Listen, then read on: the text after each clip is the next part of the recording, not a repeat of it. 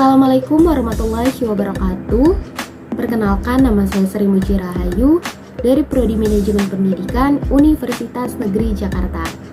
Di video ini saya akan membahas materi mengenai kepuasan pelanggan di lingkup sekolah.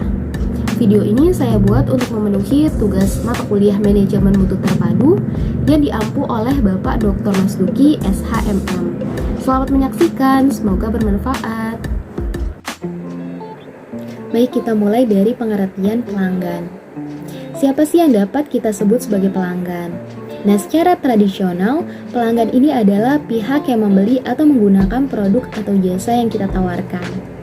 Nah, dalam konteks manajemen mutu terpadu, pelanggan adalah semua pihak yang menerima jasa dan atau produk yang kita hasilkan atau berikan.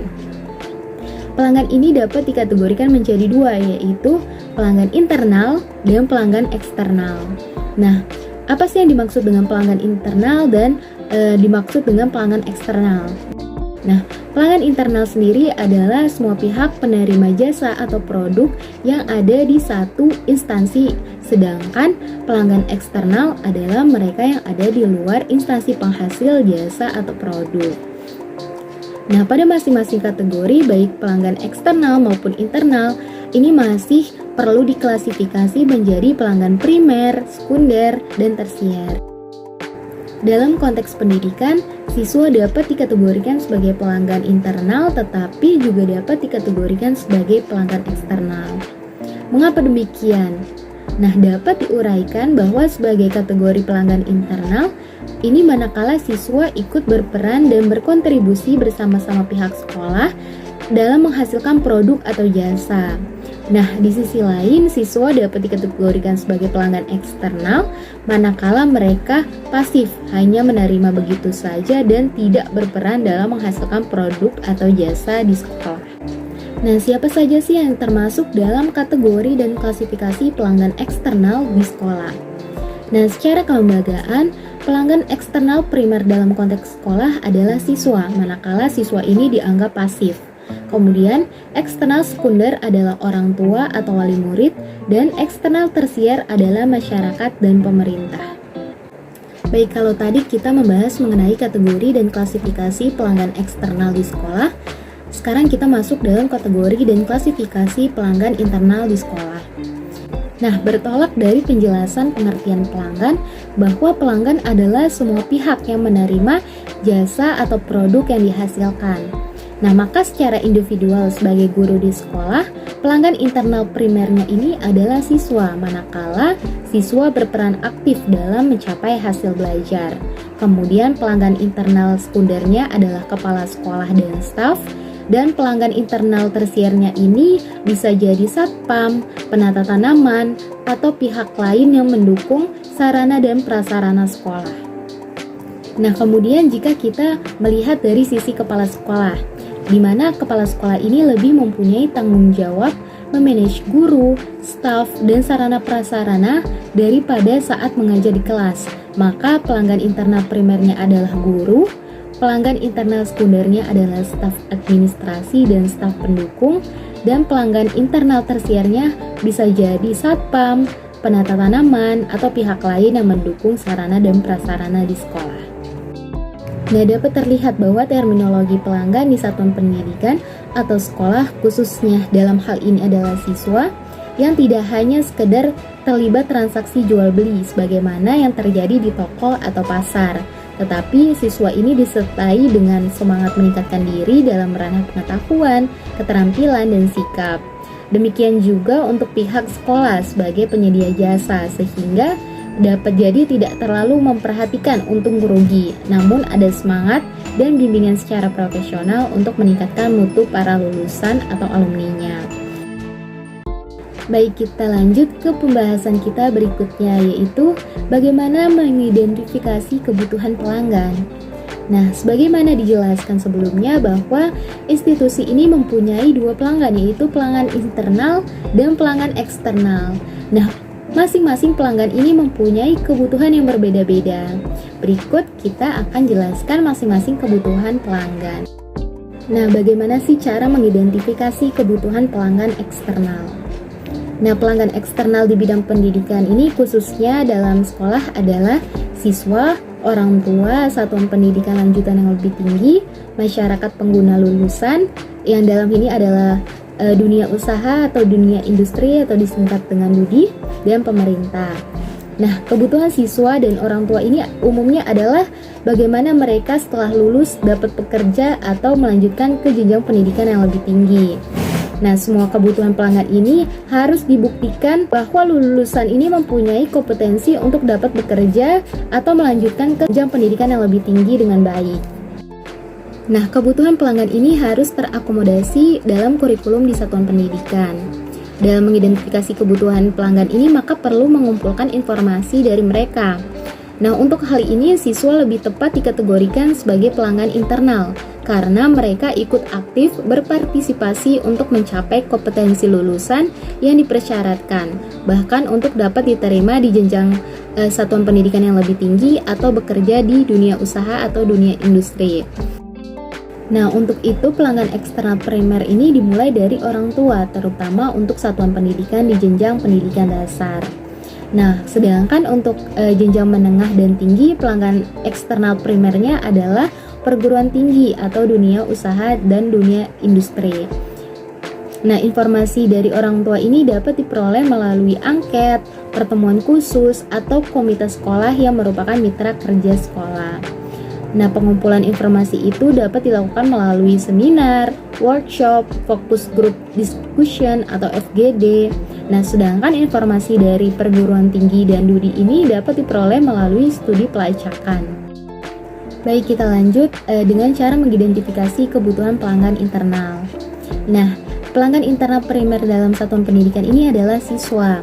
Sedangkan yang sekunder adalah staf karyawan, tata usaha, teknisi, pustakawan, dan staf lainnya. Nah, secara formal lulusan satuan pendidikan tingkat dasar ini tidak dibenarkan bekerja karena mereka belum memenuhi usia minimal bekerja. Maka diharapkan untuk melanjutkan pendidikan ke jenjang yang lebih tinggi. Nah, untuk itu kebutuhan siswa di satuan pendidikan ini adalah bagaimana siswa bisa belajar dengan maksimal. Nah, utamanya guru, kepala sekolah, dan staf ini perlu berupaya dengan segala daya disertai dengan rasa simpati dan empati untuk mencapai efektivitas pembelajaran. Nah, kemudian ruang kelas, fasilitas yang ada ini secara keseluruhan perlu dimanage untuk mendukung proses belajar mengajar yang efektif guna membekali siswa untuk melanjutkan pendidikan ke jenjang pendidikan menengah. Nah, kebutuhan siswa di tingkat satuan pendidikan ini dapat diidentifikasi melalui pertemuan informal di setiap kelas yang dilengkapi dengan angket kepada orang tua. Baik, kita lanjut dengan pengertian kepuasan pelanggan. Nah, apa sih yang dimaksud dengan kepuasan pelanggan? Nah, kepuasan ini merupakan suatu konsep yang multifaceted atau banyak dimensi. Artinya, setiap orang ini memiliki tingkat kepuasan yang berbeda. Nah, jika ada dua orang dalam kondisi yang sama, salah satunya ini sudah merasa puas dengan kondisinya yang sekarang. Nah, belum tentu satu orang lainnya ini merasakan kepuasan yang sama dengan yang dialami oleh temannya. Nah, mengutip dari pendapat Philip Kotler bahwa kepuasan adalah perasaan senang atau kecewa seseorang yang berasal dari perbandingan antara kesannya terhadap kinerja atau hasil suatu produk dan harapan-harapannya. Nah, kepuasan yang dirasakan setiap individu ini merupakan hasil perbandingan yang didapatkan antara harapan yang diinginkan dengan hasil kinerja atau produk yang dinikmati. Pelanggan ini tidak hanya merasakan kepuasan setelah mengkonsumsi produk atau jasa, tetapi juga mengalami pula ketidakpuasan. Nah, pada konteks pendidikan dalam hal ini adalah siswa, guru, dan pegawai sekolah lainnya, ini diidentifikasi sebagai pelanggan sekolah. Dan tentunya mereka pun mengalami tanggapan terhadap pelayanan yang diberikan sekolah, baik kepuasan maupun ketidakpuasan yang dialami. Nah, contohnya ini dalam sekolah menengah kejuruan, di mana setiap pelanggan ini khususnya di SMK memiliki kebutuhan, keinginan, dan harapan yang berbeda dengan sekolah lainnya. Di mana SMK dalam memaknai kepuasan ini adalah apabila keahlian yang ada pada jurusan itu harus didapatkan oleh siswa. Karena lulusan SMK harus memiliki keahlian sesuai dengan jurusan yang diambilnya.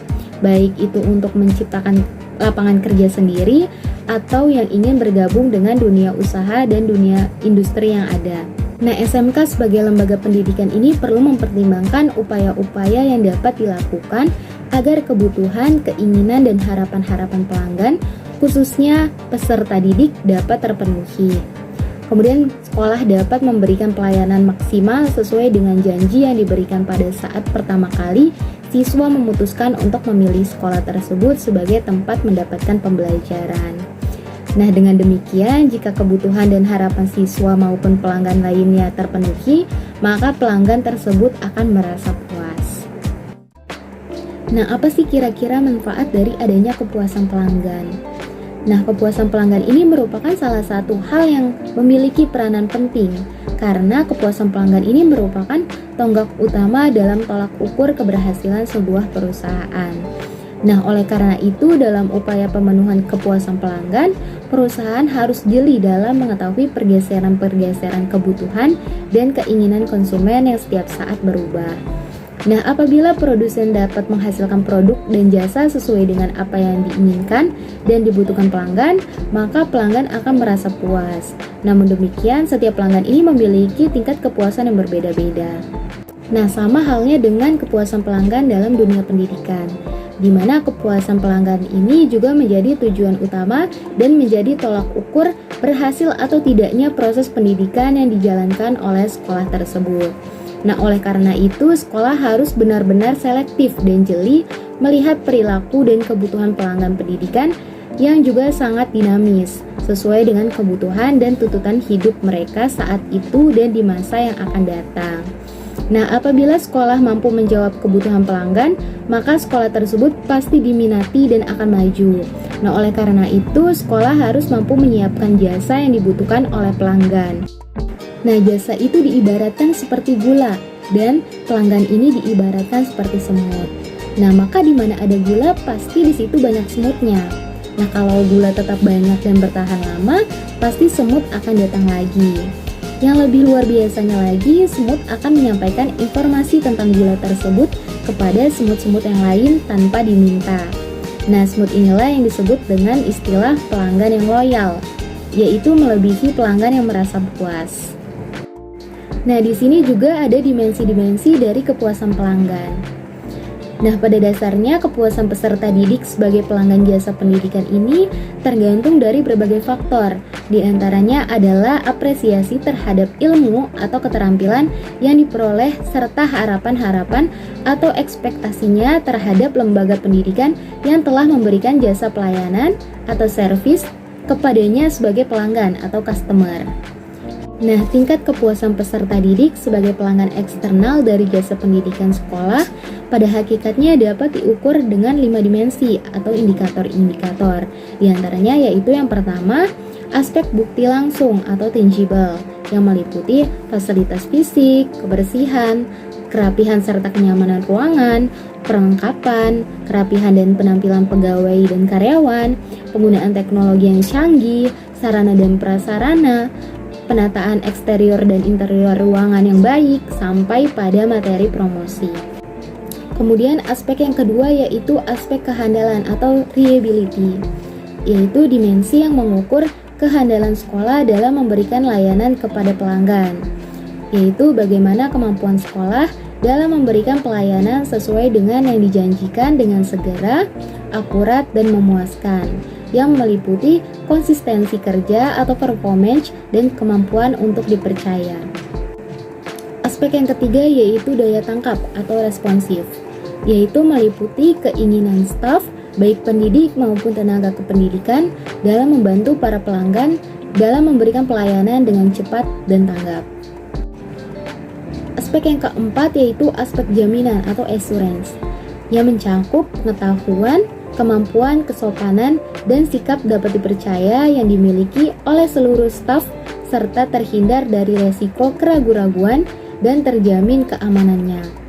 Yang kemudian aspek terakhir yaitu aspek empati, di mana adanya kemudahan dalam melakukan hubungan komunikasi yang baik, perhatian pribadi, serta memahami kebutuhan peserta didik sebagai pelanggan. Nah, dari materi yang telah disampaikan, dapat disimpulkan bahwa ternyata kepuasan pelanggan ini adalah komponen yang sangat penting bagi suatu lembaga pendidikan.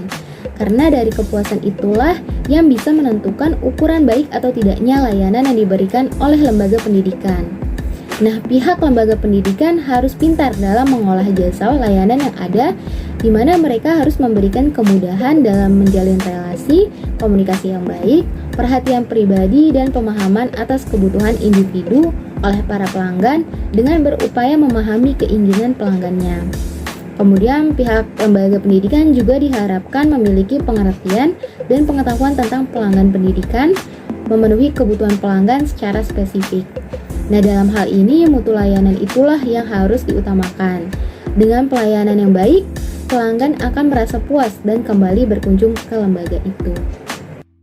Demikian pembahasan materi dari saya. Terima kasih sudah menonton and see you next video.